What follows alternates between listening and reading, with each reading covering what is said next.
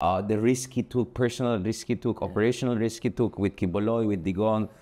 Of course, there are many people involved. We know that. And, you know, but nevertheless, siya yung mukha ng more accountable, rule of law-based Philippines. First of all, what do you feel about General Torre now appointed as PNP chief? Because for a lot of us, that would have been the important indicator of what this administration wants in terms of accountability and rule of law. But also in terms of what do you think are challenges ahead for him and your advice probably for him? Let me just start by saying napakaswerte ng Pilipinas na merong General Torre at this time sa Philippine National Police. Kasi alam mong meron siyang moral compass. No? It's working properly. Alam niya yung tama na gawin. Alam niya yung duty sa kanyang bansa. At may balls to back it up. Minsan kasi, even I know of AFP and PNP officers, alam naman nila yung tamang gawin. Pero hindi lang ginagawa kasi they didn't have the balls to back it up. So, yun. Yan yung si General Torre. And makita mo, hindi lang ito as PNP officers. You can imagine if you have a PNP chief, third senator in the person of General Torre, siguro naman at the very least, at the very least, at least maano niya yung yung was this image ng ni Bato na, di ba? At least ma-neutralize niya. You need to have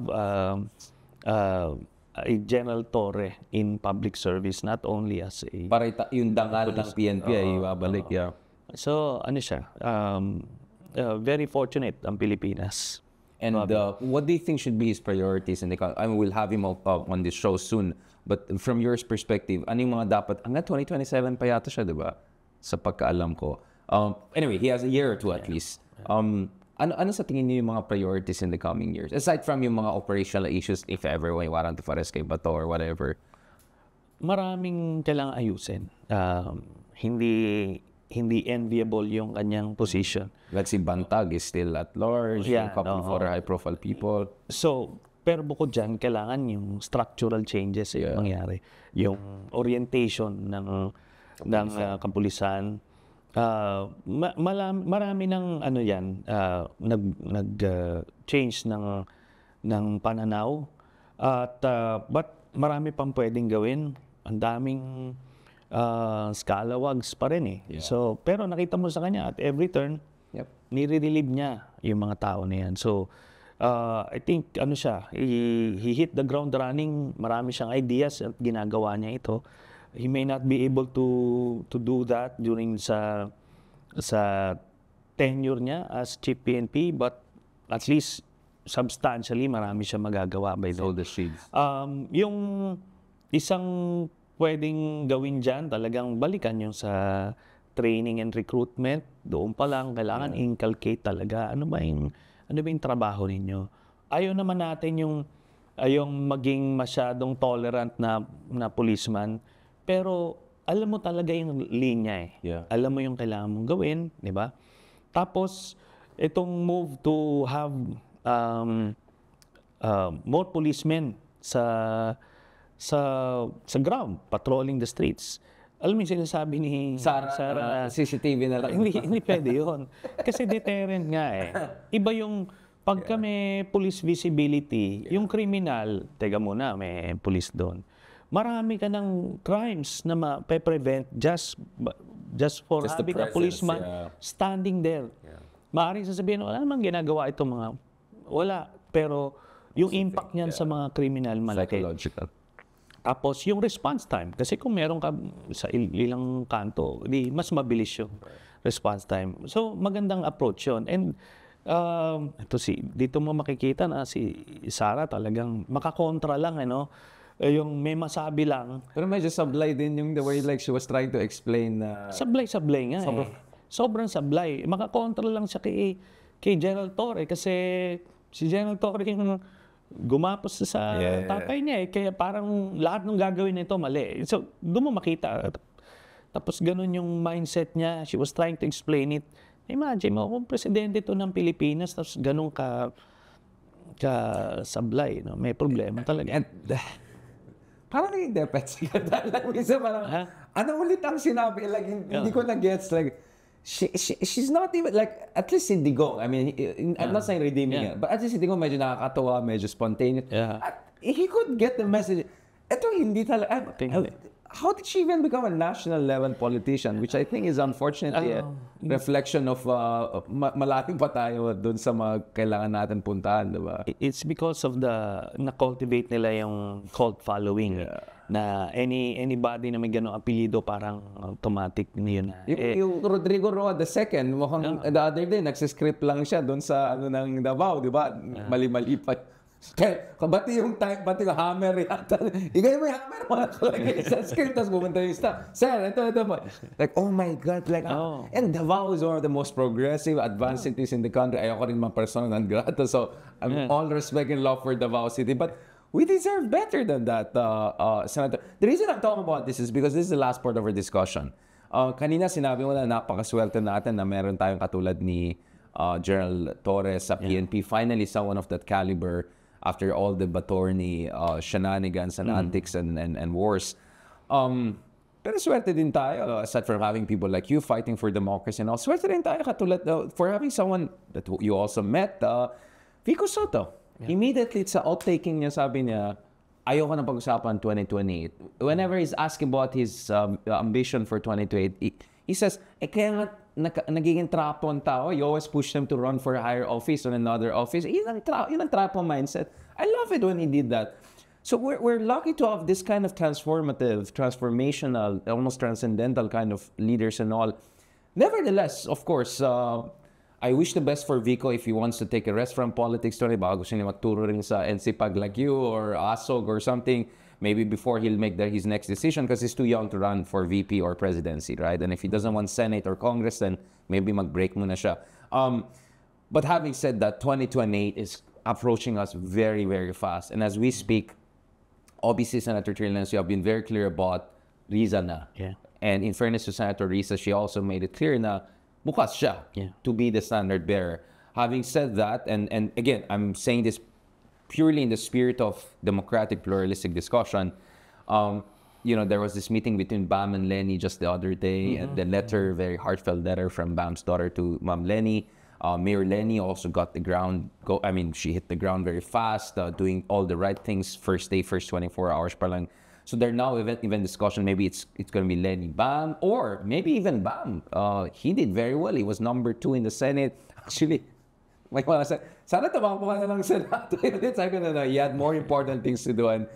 So, but before talking about 2028, can we go back again to 2025? Because it produced some very interesting results. You made it a competitive race under almost impossible conditions. That 40-60 split was unthinkable just a few months ago or even before elections. In the case of Bam and Kiko, top 5. 20 million votes in the case of Bam. More than 15 million votes in the case. Si Kiko daw, para akala niya fake news, number 5 pa rin siya. Kaya tuloy, ito ang Senado. Anyway, and then Akbayan number 1, right? So, many interesting things happening, Senator. Are we seeing finally some sort of mga inklings that baka the Philippines is ready to go to the next level? And that 2028 actually could be really an exciting space for kind of an interesting kind of politics.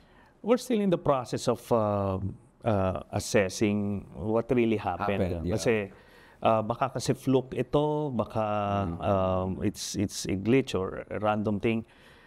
Titignan natin kung ano ba talaga ang mangyayari. Or part glitch, part also structural changes. Or part na talagang dynamic na yung electorate natin. So we're in the process of evaluating that. But we need to keep our feet on the ground, continuously getting the right sense of the public pulse. Pero kailangan na nating magsimulan yung groundwork. Yung sa pink naman kasi napo-float na si Senator Risa, Senator Bam, si Mayor Lenny. Yeah. Any of them, I'm sure will do a Great good job as president. Pero ang nakikita ko kasi na nagmamatch dun sa times ngayon na talagang kailangan mong sumagupa ng mga masasamang mga elemento, ayun si Senator Risa. No holds barred. Kasi iba yung peacetime president, yan yung wala kang posisyon sa iba't ibang issue, that they represent that. Pero kasi we're living in such dangerous world right now na kailangan merong taong kayang sumagupa, and they should be able to show that now before they are president. Hindi yung pagdating mo doon hindi ka sanay sa sagupaan. Paano yon? Di ba? I'm not saying these people are cowards, but where do you really stand? Di ba? Sa mga controversial issues. Me as a voter, as a citizen, yun ang hinahanap ko sa leader na nakikita ko kay Senator Risa na hindi ko nakikita kina Mayor Lenny at kay Senator Bam. What if the argument is that, well, Bam did very well, for instance, or Kiko also, is because they focus on gut issues daw. Education, health, baka yun daw ang hinahanap ng mga voters. Ako naman, it's not mutually exclusive, right? You can do both. It's not like Senator Rizal Tiveros did not discuss those issues when she ran for Senate. Hindi. You can do both eh. You can do both. Kasi everybody, yung mga gut issues na yan, it's always given there. Yan, it's there. Just to cite an example, si Senator Joel Villanueva, gut issues din ang dinadala niya nung tumakbong senador yan. Number one yan. Yeah. Pero ngayon, in the face of adversity, where is he? Where does he stand? Diba? Would you put the same guy as president of the country? Probably, meron mga may gusto ng ganun tipo. What would make Mayor Lenny, Senator Bam, different from people like Joel Villanueva? Diba? So, do you think there should be like primaries to the kasi ang worry ng ibang tao is that there is momentum, there's opening. Yeah. But baka mag-watak-watak. If there could be a situation, let's say Riza becomes the standard bearer, but Bam decides, no, I'll run on my own independent naman or something like that. How do we make sure na consolidated yung base ng pink and progressives? I think if yung primaries na setup would do the trick. Ako naman, nakikita ko, hindi naman yan sila maghihiwalay na tipong pag tumakbo si Senator Risa, tatakbo rin si Mayor Lenny. Hindi yan. Magkakausap-usap yan na itong tatakbo. Pero ako, ipupush ko yung primaries. Pag-usapan niyo yung mga issue. Kasi, teka, di ba, remember, we were vilified nung kinall out si... On the Sara meeting. Sara meeting. Toxic masculinity daw tayo. Di ba, ngayon, fast forward to where we are now, hindi ba tama naman yon? Ngayon, pero may gano'n na rin siyang cult followers na wala na siyang gagawing mali. Hindi. Dapat no one is above criticism. Ngayon, pero sa kanya, in the first place, why did you allow yourself to be placed in that situation na maka-call out ka? So it shows poor judgment. Yung pag-praise niya kay Marcoleta, Senator Marcoleta. It's a practical endorsement. No matter what they say, binigyan niya ng kumbaga, parang in-endorse niya sa mga cult followers niya. That's poor judgment. Kasi di ba, namimili na nga tayo ng mga tas pupunta ka doon. So, it's unfortunate. You're gonna put us in trouble again. Mababasa naman tayo dalawa. No, but I really was not interested in going back to that. But this is what I love about you, Sonny, is yung tapang ganun, di ba? You know me, I love people like Alexei Navalny type. Yun yung mga idol ko eh. So, I always saw you as our own version of that. So, thank you so much for that. Just isang huli lang. We have a president, by the way, President BBM. Because he's a very non-confrontational, he's very much focused on statesmanship and policies and all. Minsan feeling ko hindi masyadong binabigyan ng pansin yung mga ginagawa ni President BBM. But in fairness kay President BBM, I think he really wants to, restore a sense of statesmanship and policy, discipline and all. No one is perfect. Obviously, we can criticize this administration naman in the levels. But having said that, what do you want to see from BBM in the legacy years he has? Malapit na yung next SONA niya, and I think this will be the most crucial SONA to set the tone for his final years. And importantly, what should be his calculus for 2028? Because wala naman siyang manok on his own, right? It's not like Sandro will run or like I don't think someone close to him. In short, what do you want to see from BBM, President Marcos Jr. in his legacy years, and realistically, where should he stand on the 2028 question? Dun sa legacy niya, well, unang-una, magiging part ng legacy niya na pinakulong niya si Digong. And there could be more. Oo. Yeah. Na-restore yung democratic space. Diba? Napakaulan si Sen Laila. Sa akin, kota na yun. Malaking bagay yun. Kasi, remember, nung nanalo siya nung 2022, we were expecting the worst na continuation ito ng Duterte years. Yeah. But, iba yung nangyari. So, practically, parehas nga sila ng polisiya ni Pinoy di ba? Sa West Philippine Sea. So, lahat-lahat. Kaya, ako, pananaw ko, hindi naman ako purist or never Marcos type. Na-appreciate ko yon objectively kasi these were the things that we fought for. O, di nakikita ko yon. Yung iba lang kasi, they cannot see past the surname eh. And that's the problem. Or separate the senior from the junior. Yes. So dapat maiwalay mo. And yun nga ang irony dito. The senior was vilified for being a strongman, pero the junior was the one who restored democratic space. Diba? So that alone is a legacy na parang nabago, gumanda yung imahe ng Marcos. Doon sa second part, I would like to see him focus on the economy. Right. Ma-fulfill niya yung kahit mapababa niya yung presyo na yung presyo kasi ng bigas, emblematic yun eh ng economic problems natin na while regardless of the GDP na growth, hindi naman siya nagtitrickle down sa pero yung pagbaba ng presyo ng bigas, it shows yung empathy doon sa mga naiiwan. At so you want more of the pilot projects na nakita natin sa Visayas earlier this year, yung 20 pesos kada kilo. So kung ma-spread yan across the country, kahit na subsidized, gawin para lang makaabot sa taong bayan yung biyaya ng demokrasya natin. Iyon.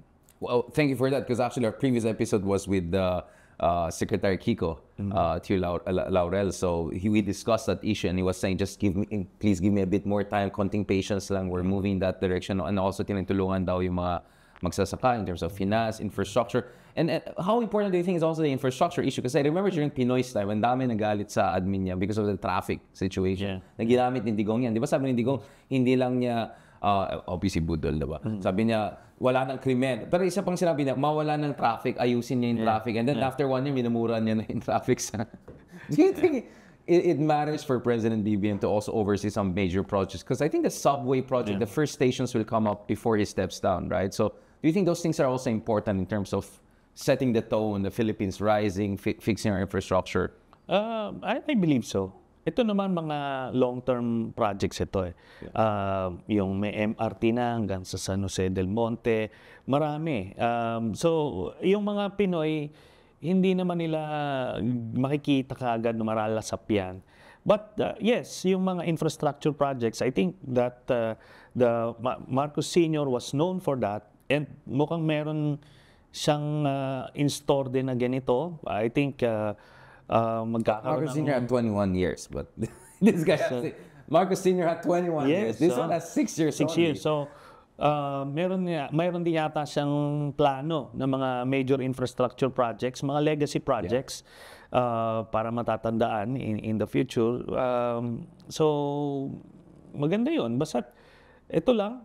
Ang problema kasi dito, while he's doing that, may gustong magpatalsik sa kanya. So that's a challenge, really. sa isang administrasyon. And pinakahuling point actually, as for 2028, do you think a kind of a, I don't want to call it unity, but some sort of a coalition, anti-Duterte coalition, pro-Philippines coalition, do you think that's naturally the way forward to make sure hindi makabalik ang mga Dutertes? I think that should be the way forward. Kasi yung mga pinks, we have to, alam mo yung karamihan dyan, they posture na inclusive sila, and yet gusto exclusive na ganito. Cancel culture. Cancel. Yeah. Hindi. And yung magiging kandidato for president ng 2028, kailangan na naisipin niya na magiging presidente siya ng mga Pilipino, hindi lang ng mga loyalists, ng mga pink, or ng mga DDS, lahat. So kailangan yun, lalabas ka sa echo chamber mo, lalabas, kumaga, unifying figure ka. At yun dapat. It should be the only way to go. And alternative niyan, you'll have a return of the Dutertes. On that very stark warning, but at the same time, counsel for kind of Team Philippines for 2028. Thank you so much, Senator Trillanes, for your fantastic conversation. Join us again for the latest episode ng Pilipinas 360 Degrees. Kausapin naman natin other important officials and policymakers. And of course, it's the John, hopefully, si General Torre. Maraming salamat and talk to you soon.